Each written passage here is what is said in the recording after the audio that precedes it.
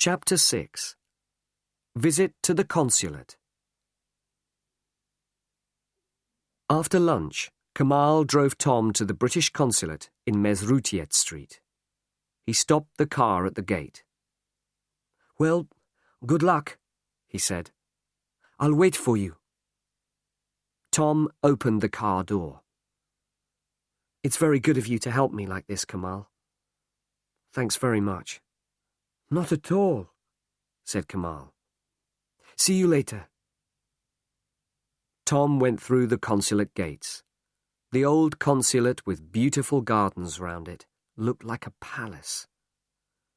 Tom pushed the big door open and went in. "I'd like to see Mr. David Pennington, please," he said at the reception desk.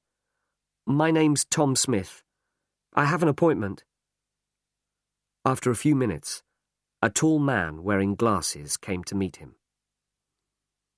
"Mr. Smith, my name's Pennington. How do you do?" said the man, holding out his hand. Tom shook Mr. Pennington's hand. "How do you do?" he replied. "Come into my office, please, Mr. Smith. Mr. Dernier told me you were coming." They walked up the beautiful staircase of the consulate and went into Mr. Pennington's office. "Sit down, please," said Pennington. "Mr. Smith, I'm very sorry about your fiancée. It was a great tragedy. Please accept my condolences." "Thank you," said Tom. Mr. Pennington took 2 files from his desk.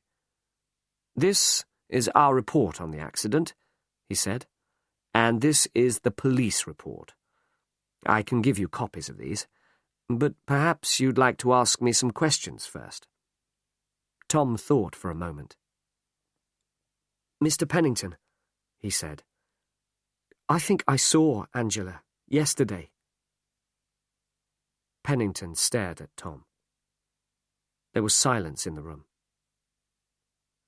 Pennington looked down at his desk. Then he looked at Tom again. Tom was able to hear the noise of the traffic in the street outside the gardens. For a long time, Pennington said nothing. At last, he spoke. "Mr. Smith," he said, "I don't think you fully understand. Your fiancée—" "I know," Tom interrupted. "Angela was killed in a road accident last weekend. Her funeral was last Wednesday. Mr. Dernier told me that this morning. But I'm telling you, I saw her yesterday." "Mr. Smith, I think you should read these reports carefully before you say anything more." He passed the files over to Tom.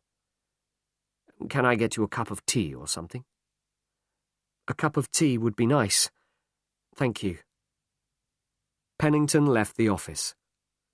He came back a few minutes later with some tea. There was silence in the room while Tom read the reports. Presently, he looked up. "After the accident," Tom asked Pennington, "how did they identify the body?" "That was difficult," said Pennington. "As you know, the accident happened on a dangerous road about 200 kilometers from here. Your fiancée's car crashed through a wall by the side of the road and fell down the hillside. The car burst into flames and was completely burned out. The body was very badly burned, so identification was difficult. But the police found your fiancée's handbag lying near the car. Her passport and papers were in the handbag. The police found out that the car was owned by a car hire company. Miss Thompson had hired the car for the weekend." "What about Angela's parents?" Tom asked. "I'm afraid her parents don't know about the accident yet. They're on a camping holiday in France. The police are trying to contact them." "What was she doing on that dangerous road?" "She spent the weekend in Bursa. sightseeing. It's a very interesting old town. She was on her way back to Istanbul. Tom thought for a moment. And are the police quite satisfied? Tom asked. Yes, said Pennington. The police are convinced that it was an accident. The file is closed. And you people at the consulate? Said Tom quietly. Are you satisfied? For a moment, Pennington said nothing. Yes, Mr. Smith. We are, he said. Our job, among other things, is to look after British citizens in Turkey. We have looked into this matter very carefully, and we are satisfied that it was an accident. Tom said nothing.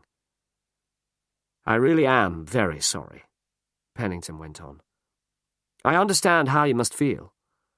You've had a terrible shock. My advice to you now is to leave Istanbul. There is nothing you can do here. I'm beginning to think you're right, said Tom. Perhaps I should go home. You know, I really thought I saw Angela, but now, where are you staying? Asked Pennington. The Ankara Hotel, near Taksim Square. Will you be all right? Do you know anyone here? I'm all right, thank you. I have a friend here. Well, Mr. Smith, please think carefully about what I've said. I hope you'll take my advice.